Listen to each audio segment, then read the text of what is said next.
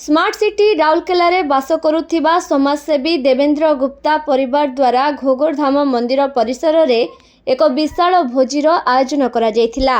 एही अवसर रे मंदिर परिसर को फूल रे सजा जायथिला। मंदिरर पुरोहित रीतिनीति अनुଯାयी पूजा करिथिले। एहा परे अपराह्न गोटेरु एक विशाल भोजीर आयोजन करा जायथिला एवं भक्त मानक मध्यरे प्रसाद बंटन करा जायथिला। आज एही विशाल भोजी रे राउरकेला, बिरमित्रापुर, राजगामपुर, बिसरा, कुआरमुंडा समेत इस्पात सहरर विभिन्न सेक्टर हजार हजार भक्त भोलेनाथ को दर्शन करी जलाभिषेक करथिले।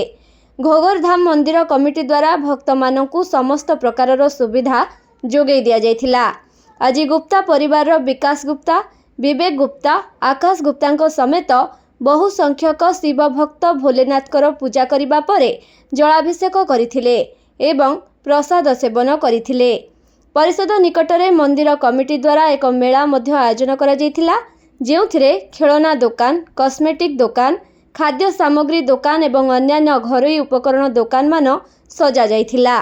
सूचना अनुसार गुप्ता परिवार रे 1985 मसीहारू श्रावण मासरे वर्षकु थरे एक मेलार आयोजन करि आसुछंती। एही मेलारे एक विराट भोजीर आयोजन करा जायथाय।